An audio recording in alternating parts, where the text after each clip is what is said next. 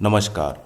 आज वैदिक पाराशर ज्योतिष चैनल के माध्यम से मैं आपको केतु के बारे में संक्षिप्त रूप में बताऊंगा कि 12 भावों में जो कुंडली के 12 भाव हैं एंटी क्लॉकवाइज चलते हैं, उनमें केतु का क्या परिणाम है और क्या फल देता है, और इसके उपायों के बारे में भी बताऊंगा। कृपया आप मेरे चैनल को सब्सक्राइब करने के लिए बेल आइकॉन को दबाएं और ज्योतिष से संबंधित किसी भी प्रकार की समस्या के लिए आप मेरे से संपर्क कर सकते हैं। मेरा मोबाइल नंबर है 9560195419। अब बताता हूँ केतु का प्रथम भाव यानी लग्नेश भाव में केतु क्या परिणाम देता है। केतु के पहले भाव में फल, यदि केतु इस घर का में शुभ है तो जातक मेहनत करने वाला, अमीर और खुशहाल होगा, लेकिन अपनी संतान की वजह से हमेशा चिंतित और परेशान रहेगा। उसका लगातार ट्रांसफर होता रहेगा और इन्हीं यात्राओं के कारण वह हमेशा चिंतित रहेगा।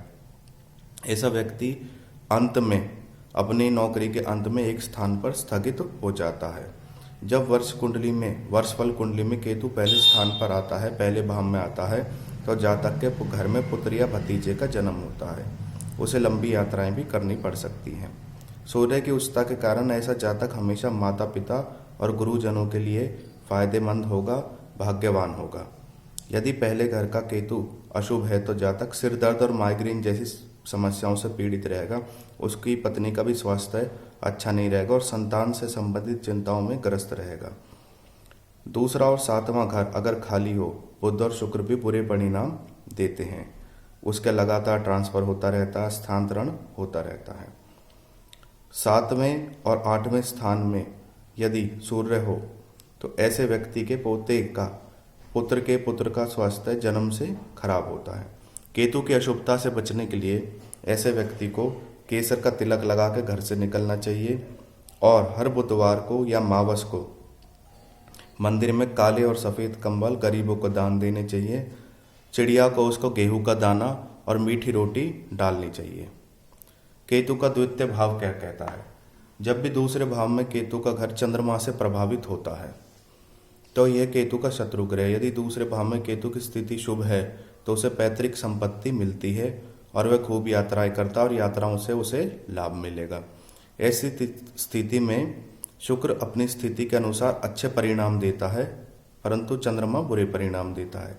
यदि सूर्य 12वें घर में है तो जातक अपनी उम्र के 24वें साल से ही धन कमाना शुरू कर देता है।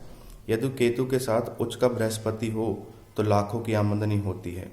यदि दूसरे भाव में स्थित केतु अशुभ है तो उसकी यात्राएं व्यर्थ होंगी। उसे कभी भी एक जगह आराम नहीं मिलेगा, वह भटकता रहेगा और आमदनी भी अच्छी नहीं होगी। यदि चंद्रमा और मंगल 8वें घर में हो तो जातक अल्प आयु भी हो सकता है। इसलिए जातक को केतु के अशुभ परिणामों से बचने के लिए माथे पर हल्दी का तिलक लगाना चाहिए, उसे चरित्रवान बनना चाहिए और मंदिर जैसे धार्मिक स्थानों पर हमेशा सिर झुकाकर निकलना चाहिए और धार्मिक और तीर्थ यात्राएं उसे करते रहना चाहिए कि उससे केतु के उसे शुभ परिणाम मिलेंगे। तीसरे भाव का केतु क्या कहता है? यदि घर में बुध और मंगल से प्रभावित होता है, तीसरा घर बुध और मंगल से प्रभावित होता है, दोनों ही केतु के शत्रु हैं। यदि 3 की संख्या में जातक एक महत्वपूर्ण भूमिका निभाती है। यदि तीसरे भाव में केतु है तो जातक के बच्चे अच्छे होंगे, चरित्रवान होंगे और पढ़ने लिखने वाले होंगे। जातक सभ्य और भगवान से डरने वाला होगा। केतु तीसरे भाव में हो और मंगल 12वें भाव में हो तो जातक 24 या 26वें वर्ष में पुत्र की प्राप्ति होती है। पुत्र जातक के लिए धन और दीर्घायु के लिए अच्छा होता है। तीसरे भाव में केतु लंबी यात्रा कराने वाला होता है नौकरी के कारण। यदि तीसरे भाव का केतु अशुभ है तो व्यर्थ में पैसे खर्च होते हैं, पत्नी का स्वास्थ्य ठीक नहीं रहता, घर दक्षिण मुखी होता है, उसके बच्चों को स्वास्थ्य संबंधित परेशानियां रहती है, भाइयों से विवाद रहता है। ऐसे व्यक्ति को सोना धारण करना चाहिए, बहते पानी में गुड़ और चावल बहाने चाहिए, माथे पर हल्दी या केसर का तिलक लगाना चाहिए और गणेश चालीसा, गणेश स्तोत्र या गणेश कवच का पाठ करना चाहिए। जितना गणेश भगवान की पूजा होगी केतु अच्छे परिणाम देगा। केतु का चौथा भाव क्या कहता है? चौथे भाव का केतु यह चंद्रमा का भाव होता है जो केतु का शत्रु है। यदि चतुर्थ भाव शुभ हो तो केतु भगवान से डरने वाला होगा, पिता और गुरु का सम्मान करने वाला होगा। ऐसा जातक गुरु से आशीर्वाद प्राप्त करेगा और अपने जीवन में सफलता भी प्राप्त करेगा। उसके पुत्र प्राप्ति होगी और पुत्र भी उसका दीर्घायु होगा। वह ईश्वर प्राणिदान की भावना उसके अंदर होगी, हर निर्णय भगवान पर छोड़ देता है और यह जातक चरित्रवान भी होता है। चंद्रमा तीसरे और चौथे घर में शुभ परिणाम देता है। ऐसा जातक एक अच्छा सलाहकार होता है, वह चीफ एडवाइजर के भूमिका बहुत अच्छी निभाता है। यदि केतु इस भाव में अशुभ है तो वह उसकी माँ का स्वास्थ्य सही नहीं रहेगा, खुशियाँ कम होंगी, मधुमेह से वह उसकी माँ पीड़ित होगी। ऐसे जातक को कुत्ते को रोटी खिलानी चाहिए। मन की शांति के लिए चांदी धारण करनी चाहिए। बहते पानी में पीली वस्तुओं को बहाना चाहिए। पांचवें भाव का केतु क्या कहता है? यह सूर्य का पक्का घर होता है, इसमें बृहस्पति से भी प्रभावित होता है। यदि बृहस्पति, सूर्य और चंद्रमा चौथे, छठे और 12वें भाव में हो तो व्यक्ति की आर्थिक स्थिति बहुत अच्छी होती है।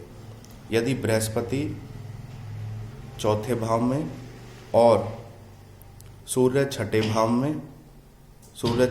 में, इसके अलावा चंद्रमा 12वें भाव में है तो ऐसे, और केतु आपका 5वें भाव में, तो ऐसे व्यक्ति की आर्थिक स्थिति बहुत अच्छी होगी। 24वें साल की उम्र में वह स्वयं बहू की भूमिका निभाएगा, अर्थात सारे घर की जिम्मेवारी उस पर होगी। घर में भी और समाज में उसकी अच्छी चलेगी और वह धन काफ़ी मात्रा में कमाएगा। अगर केतु 5वें भाव का शुभ हो तो जातक को सांस से संबंधित बीमारियां हो सकती है और संतान संबंधी कष्ट भी हो सकते हैं। केतु के अशुभ परिणामों से बचने के लिए व्यक्ति को दूध और चीनी का दान देना चाहिए और बृहस्पतिवार के उपाय करने चाहिए। गुरु ग्रह से संबंधित उपाय उसको करने चाहिए। छठा घर क्या कहता है? जब भी केतु छठे घर में होता है, यह घर बुध का पक्का घर होता है। यह केतु दुर्बल माना जाता है, हालांकि यह केतु का भी पक्का घर होता है। छठवां घर बुध का घर तो होता ही है, परंतु यह केतु का भी पक्का घर ही होता है। यह केतु के परिणाम बृहस्पति की प्रकृति पर निर्भर होते हैं। यह संतान के लिए अच्छे परिणाम देता है। जातक एक अच्छा सलाहकार बनता है। अगर बृहस्पति शुभ हो तो व्यक्ति की दीर्घायु होती है, उसकी माँ उससे बहुत खुश रहती है, वो उसका जीवन शांतिपूर्ण ढंग से व्यतीत होता है। अगर सूर्य, मंगल और बृहस्पति उसके कुंडली में अच्छी स्थिति में है, उच्च के हैं, तो वह व्यक्ति शुभ परिणाम मिलते हैं। और छठे भाव में केतु हो, केतु अगर अशुभ है तो मामाओं के लिए परेशानी होती है, उसे बेकार की यात्रा करनी पड़ती है, बिना कारण उसके दुश्मन बन जाते हैं। ऐसे व्यक्ति को बाएं हाथ में सोने की अंगूठी पहननी चाहिए, दूध में केसर डालकर पीना चाहिए। अपनी आयु की वृद्धि के लिए उसे गाय को मीठी रोटी खिलानी चाहिए और पक्षियों को भी दाना डालना चाहिए, और अगर संभव हो तो एक कुत्ता पालना चाहिए। सातवें भाव का केतु क्या कहता है? सातवें भाव बुध और शुक्र का होता है। यदि सातवें भाव में स्थित केतु शुभ हो तो 24वें साल में से 40वें वर्ष तक व्यक्ति खूब धन कमाता है। जातक के बच्चों उसके लिए भाग्यशाली होते हैं और बच्चों के अनुपात के अनुसार उसके धन में भी वृद्धि होती रहती है। यदि जातक बुध, बृहस्पति और शुक्र का सहयोग मिलता है तो उसे कभी जीवन में निराश नहीं होना पड़ता। यदि सातवें भाव का केतु अशुभ है तो जातक बीमार रहता है और बेकार के वादे कर बैठता है, जिससे उसे परेशानी उठानी पड़ती है। और कभी भी उसे किसी की गारंटी नहीं लेनी चाहिए, किसी की जमानत नहीं देनी चाहिए, इससे उसे परेशानी उठानी पड़ेगी। यदि केतु बुध के साथ है तो 34 साल की उम्र में जातक अपने शत्रुओं के लिए काल का रूप होता है, उसका शत्रु उसका कुछ नहीं बिगाड़ सकते। ऐसे व्यक्ति को झूठे वादों से बचना चाहिए, बिना बात की किसी से वाद विवाद नहीं करना चाहिए, माथे पर हल्दी या केसर का तिलक लगाना चाहिए और बृहस्पतिवार का व्रत करना चाहिए। केतु का 8वां भाव क्या फल देगा? यह 8वां घर मंगल का घर है कि जो केतु का शत्रु है। 8वें भाव में केतु शुभ है तो जातक 34 साल की उम्र तक बहन या पुत्री की शादी के बाद उसे पुत्र की प्राप्ति होती है। यदि केतु शुभ है तो 34वें साल की उम्र में या फिर बहन या पुत्री की शादी के बाद उसे पुत्र की प्राप्ति होती है। यदि बृहस्पति या मंगल छठे 12वें में हो तो केतु अशुभ परिणाम देता है। चंद्रमा दूसरे भाव में हो तो जातक के लिए यह अशुभ परिणाम होते हैं। 8वें भाव में केतु की स्थिति अशुभ हो तो जातक की पत्नी का स्वास्थ्य सही नहीं रहता, पुत्र की प्राप्ति नहीं होती, वंश नहीं चलता, मधुमेह से संबंधित उसको बीमारी हो सकती है। और शनि और मंगल ऐसे जातक के लिए भाग्यशाली नहीं होते। ऐसे जातक को अपने चरित्र का विशेष ध्यान रखना चाहिए और 26 वर्ष के बाद ही उसे विवाह कराना चाहिए।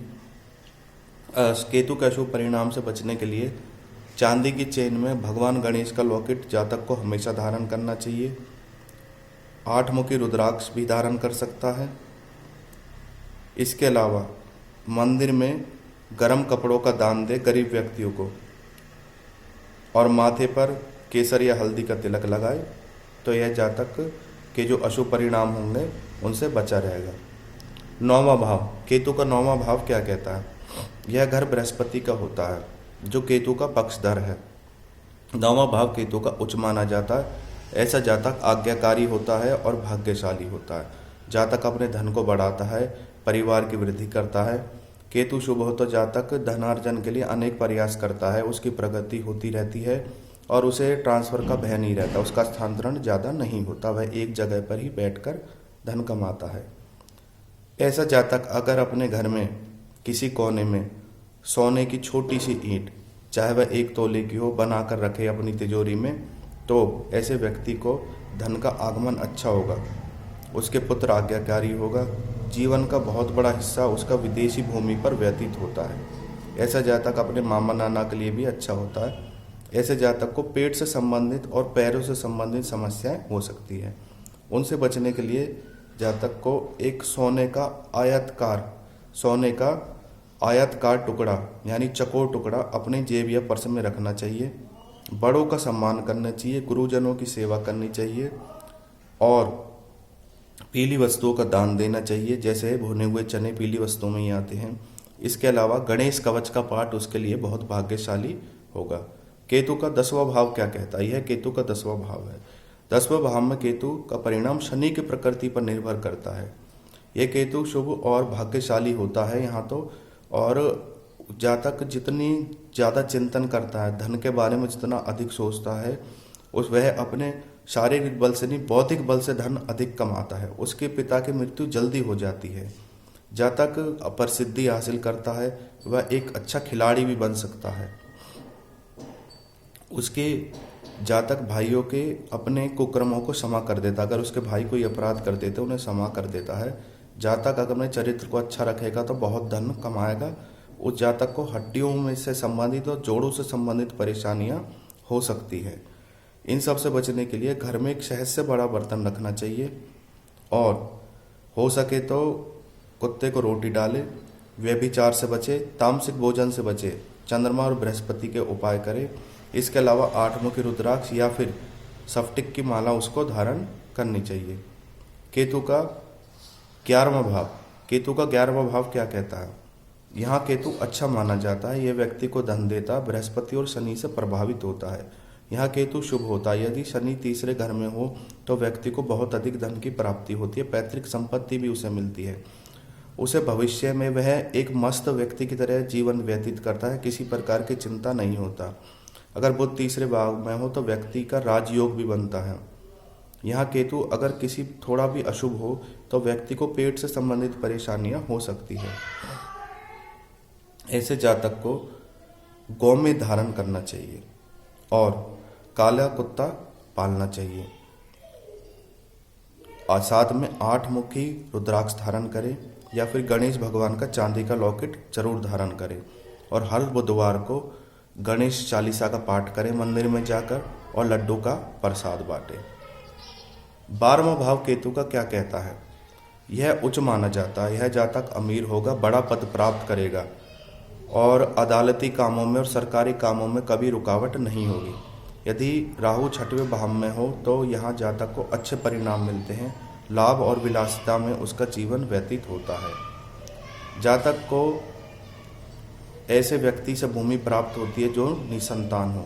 जातक को कहीं से भूमि अकस्मात धन प्राप्त होने की पूरी संभावना रहती है। यदि जातक किसी से नहीं डरता, हमेशा दबंग होकर जीवन व्यतीत करता है, ऐसे जातक को जितना हो सके कभी व्यर्थ के विवादों में नहीं पड़ना चाहिए। गणेश भगवान की पूजा करें, अपने आप को चरित्रवान बनाएं रात में अच्छी नींद के लिए खाना खाने के बाद खांड और सौंफ का सेवन करें। यह मैंने आपको केतु के 12 भावों में क्या परिणाम होते हैं इसके बारे में आपको संक्षिप्त रूप में बताया। जब भी आपको मस्कुलर नसों से संबंधित कोई बीमारी हो, मधुमेह हो, शरीर में डिस्क या घुटनों से संबंधित कोई परेशानी हो, माइग्रेन हो, या आपके कोई कार्यों में बनते बनते काम बिगड़ जाते हों, तो ऐसे में केतु की स्थिति आपके जीवन में शुभ नहीं मानी जाती। इस शुभ स्थिति का परिणाम पाने के लिए आपको या तो 8 मुखी रुद्राक्ष धारण करना चाहिए, गणेश भगवान का चांदी का लॉकेट आपको धारण करना चाहिए, माथे पर केसर का तिलक लगाना चाहिए। और इसका सबसे अच्छा उपाय है, जो व्यक्ति गणेश कवच का पाठ सुबह सुबह अपने घर से करके निकलता है और हल्दी का तिलक लगाकर इस पाठ को करता है, तो उसे केतु ग्रह कभी सता ही नहीं सकता। गणेश कवच का पाठ केतु के लिए रामबाण सिद्ध होता है। आज मैंने आपको केतु के परिणामों के बारे में बताया। आपका दिन शुभ रहे।